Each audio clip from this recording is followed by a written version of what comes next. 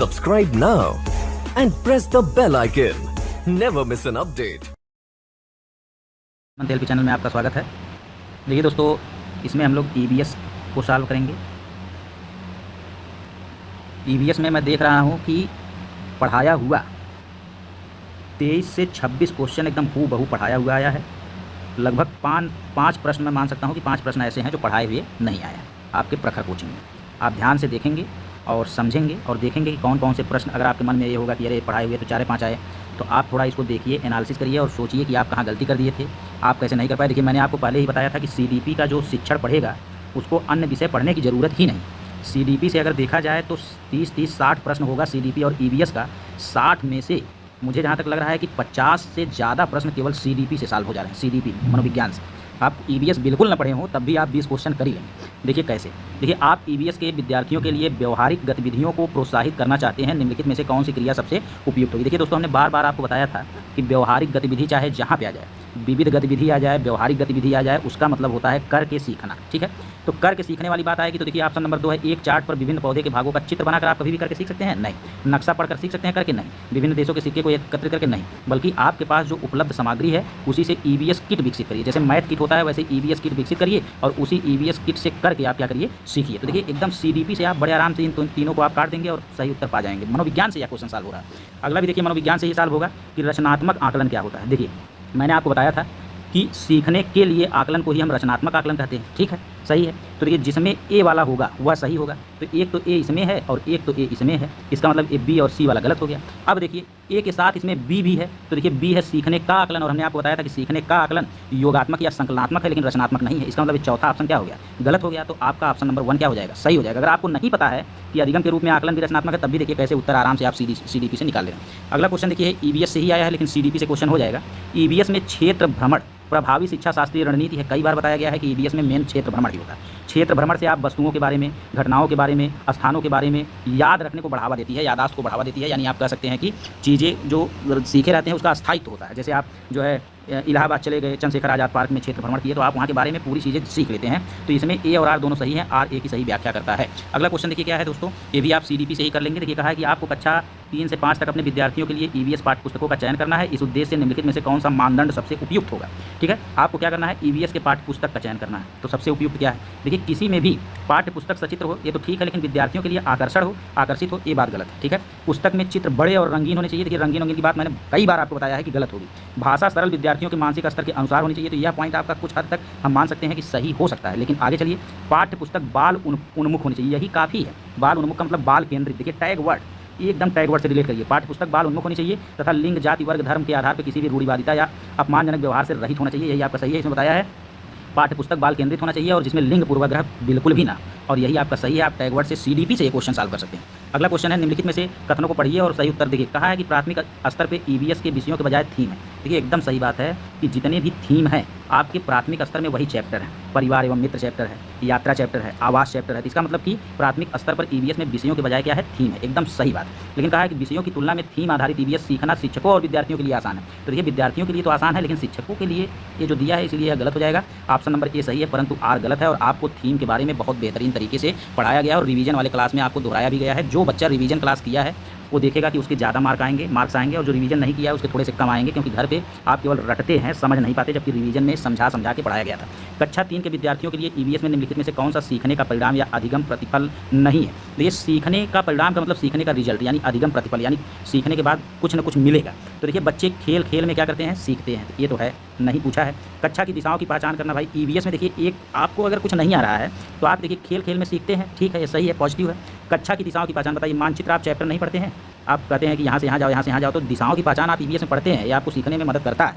देखे गए अनुभव, जब आप भ्रमण करते हैं, क्षेत्र भ्रमण करते हैं, तो देखे गए अनुभव में किए गए मुद्दों को आवाज़ उठाना और समाज प्रथाओं से संबंधित जैसे संसाधन, तो ये भी है। लेकिन देखिए सीखने का प्रतिफल ये नहीं, अच्छे और बुरे स्पर्श पर अपनी राय व्यक्त करना, यह ईवीएस से संबंधित नहीं है। सीडीपी में होता, नैतिकता में होता तो सही हो जाता। ठीक है, अगला है, ये भी आप देखिए क्वेश्चन आप सीडीपी से बड़े आराम से कर लेंगे। अगला देखिए क्वेश्चन क्या है, निम्नलिखित में से कौन सा विकल्प कक्षा 1 से 5 तक ईवीएस पढ़ाने में मुख्य उद्देश्य है। तो देखिए शिक्षार्थियों को कक्षा के अधिगम को स्कूल के बाहरी जीवन से जोड़ने में मदद। देखिए NCEF 2005 कह लीजिए, चाहे RTE 2009 कह लीजिए, चाहे NEP 2020 कह लीजिए, सब में बात किया गया है कि विद्यार्थियों की कक्षा के अधिगम को बाहरी जीवन से जोड़िए। लेकिन NCEF 2005 के 5 सिद्धांतों में एक सिद्धांत है कि ज्ञान को बाहरी जीवन से या वास्तविक जीवन से जोड़ना चाहिए। ठीक है, अगला है, ये भी आप CDP से कर लिए। अब ये देखिए, श्रीमती शीतल EVS के विभिन्न अवधारणाओं को समझने के लिए प्राथमिक कक्षाओं में कहानियाँ और कविताओं का उपयोग करना पसंद करती हैं। उनके द्वारा कहानियाँ और कविताओं के प्रयोग के लिए सबसे उपयुक्त तर्क है। तो देखिए, कहानी और कविता की बात की गई है, तो EVS के पाठ्यक्रम को पूरा करने के साथ साथ ही विद्यार्थियों का स्कूल में आने से पहले इनको सुना होना, यानी कहानी और कविता का प्रयोग हम इसलिए करते हैं क्योंकि बच्चे के पूर्व ज्ञान से संबंधित होता है। सही बात है।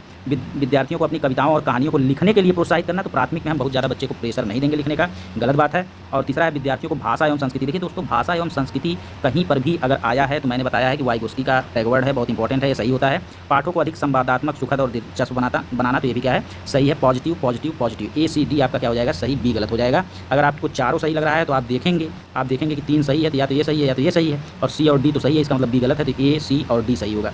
अगला क्वेश्चन देखिए, फिर दोस्तों थीम से आ गया, थीम आपको अच्छे से पढ़ाया गया है।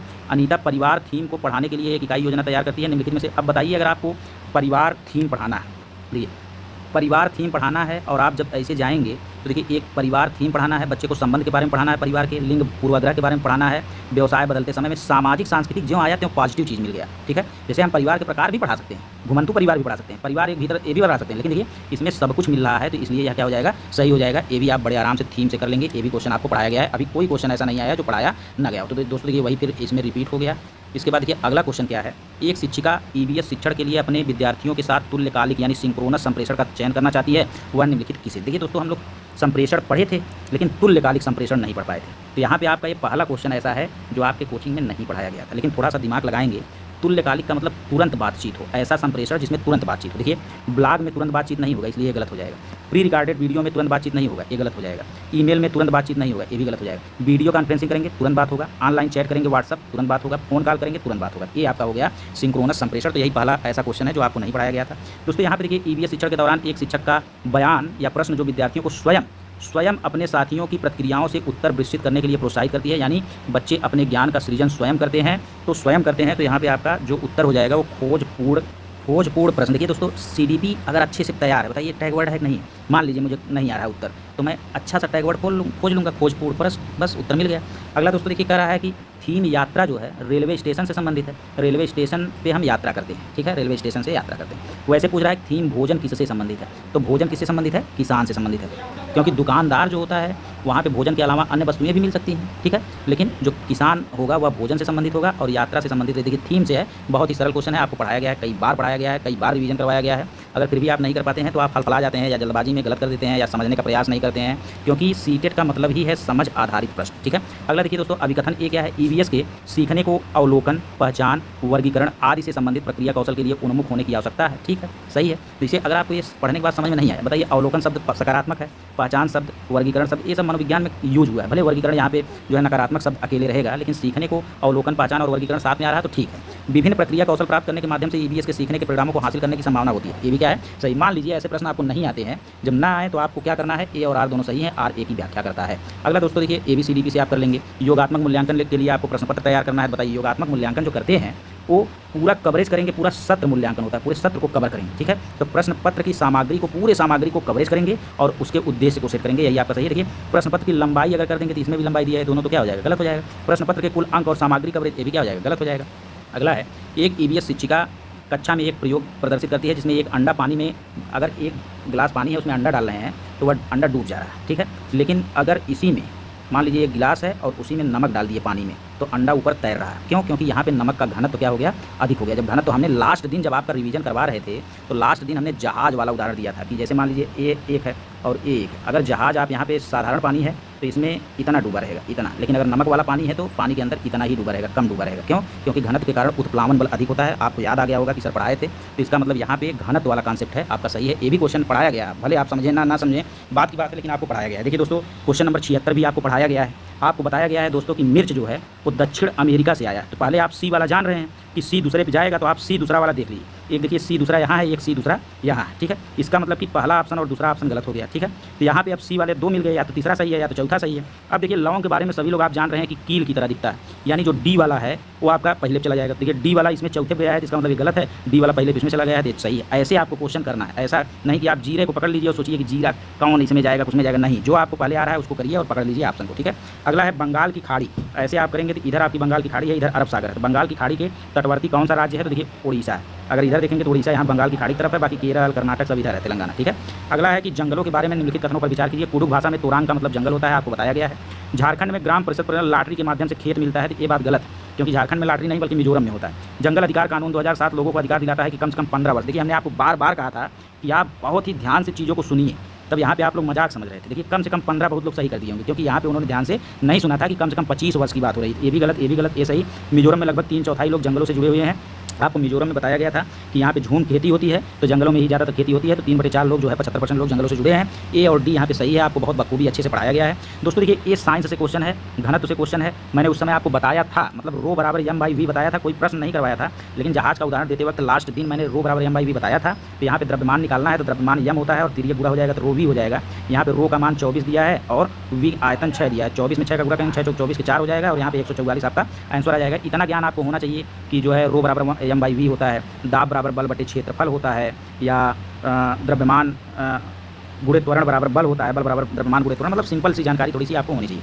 अगला क्वेश्चन है पौधों के निम्नलिखित मुख्य कार्यों पर पहले विचार कर लीजिए, फिर बताइए कि तने का मुख्य कार्य क्या है। तो देखिए तने का मुख्य कार्य पहला है भोजन का उत्पादन और भंडारण करना, गलत है। भोजन का उत्पादन नहीं करता, भोजन का उत्पादन पत्तियां करती हैं, भंडारण जो है आपका कह सकते हैं तना करता है, इसलिए ये बात गलत है। पौधों की शक्ति और सहारा देना तने का काम है। पौधों के अन्य भागों जड़ों में मतलब जल और खनिज लौट ले जाना, तो वो आपका तने के माध्यम से ही जाता है। जाइलम और फ्लोएम ऊतक के कारण। तो दोस्तों ये प्रश्न आपको बखूबी पढ़ाया गया है प्रकाश संश्लेषण में, और प्रकाश संश्लेषण में जाइलम और ऊतक के बारे में आपको बताया गया है, बहुत ही अच्छे से बताया गया है। इसमें केवल बी और सी सही है। अगर आप नहीं कर पाए हैं तो इसका मतलब कि आपने ध्यान नहीं दिया, यहाँ पे बहुत हल्के में चीज़ों को लिया, ठीक है। कभी भी पढ़ाई को हल्के में नहीं लेना चाहिए। देखिए अधिकतन ये है कि दाब लगने पर गैस को आसानी से संपीड़ित कर सकते हैं, सही है। एक गुब्बारा फूला हुआ है, उसको अगर आप दबाएंगे तो दाब अगर लगाएंगे तो गुब्बारा पिचकेगा, संपीड़ित होगा, कंप्रेस होगा, सही बात है। दूसरा है जब हम किसी गैस का दबाव लगाते हैं तो गैसीय कड़ों की जो अणु होते हैं उनके स्थान, हाँ सही है, मान लीजिए जो अणु दूर दूर रहते हैं, जब आप दाबेंगे गुब्बारे को तो ये अणु पास आ जाते हैं, यानी इनके बीच के स्थान क्या हो जाते हैं, कम हो जाते हैं, तो सही है। ए और आर दोनों सही है, आर ए की सही व्याख्या करता है। अगला दोस्तों देखिए मनाली के बारे में आ गया। आवास आपको बहुत बखूबी अच्छे से पढ़ाया गया है। देखिए मनाली में ढालू छतें मजबूत बांसों के खंभों जो आ जाते हैं, आपको असम याद आ जाना चाहिए और इसको आप काट देंगे, ठीक है। मनाली, और आप देखिए दिमाग बहुत तेज लगाते थे, आप सोचते थे बहुत चालाक हैं, ये हमको सब आता है। इसमें कुछ मनाली वाला सही रहेगा, लेकिन इधर असम वाला जोड़ दिया, इसलिए गलत, ठीक है। इसलिए आपको ध्यान से पढ़ना था।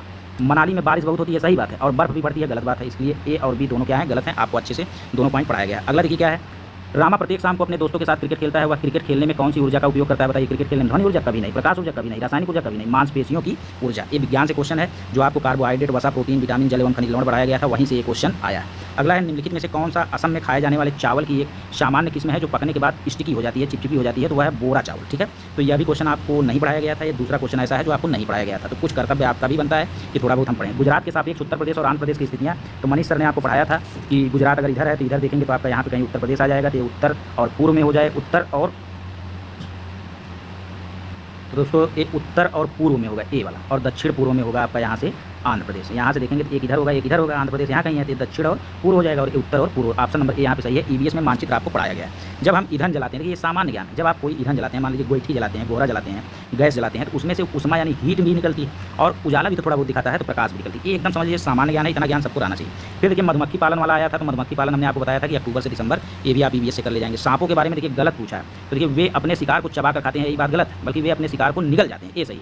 जहरीले सांपों से सांपों के डसने वाले दांत होते हैं, सही है। सांपों के दांत नुकीले होते हैं, सही है। इसमें पूछा गलत कौन है, तो चबा कर खाना। देखिए कांसा वाला भी आपको बताया गया था कि कांसा एक मिश्र धातु है और कापर और टीन से मिलकर बना है। कापर और टीन यहाँ पे सही होना चाहिए, आपका क्वेश्चन सही होना चाहिए। देखिए अगर आप ध्यान नहीं देकर पढ़े होंगे तो देखिए कैसे आप गलत किए होंगे। 3 महीने के हाथी, यहाँ पे आपको 100 दिखा दिया, यहाँ पे 200 दिखा दिया, आप जो है सही मार के चले आए होंगे। लेकिन देखिए 3 महीने के हाथी का वजन सामान्यतः 100 किलोग्राम होता है, नहीं 200 किलोग्राम होता है। वयस्क हाथी एक दिन में 200 किलोग्राम से अधिक नहीं 100 किलोग्राम खाता है। हाथी बहुत अधिक आराम नहीं करते हैं, वे दिन में 2 से 4 घंटे सोते हैं, सही है। हाथी कीचड़ और पानी में खेलना पसंद करते हैं, सही है। सी और डी सही है। आपको ईवीएस में जानवर में हाथी बहुत अच्छे तरीके से पढ़ाया गया था। तो दोस्तों मैं आशा करता हूँ कि आप 30 में से 25 प्रश्न इसमें भी सही किए ही होंगे। अगर आप 25 इसमें सही किए होंगे, 25 उसमें सही किए होंगे, तो समझ लीजिए कि 2 विषय मिला के आप सीडीपी और ईवीएस में 50 नंबर किए होंगे। अगर आप इससे ज़्यादा गलत किए हैं तो इसका मतलब आप थोड़ा सा समझ पर आधारित प्रश्न नहीं कर पाते। आपके लिए सीटेट नहीं बल्कि यूपी टेट बेस्ट होगा, क्योंकि यूपी टेट में एक लाइन में क्वेश्चन आता है, आप तुरंत उत्तर देंगे, ठीक है। तो सीटेट बस समझ वालों के लिए है। धन्यवाद।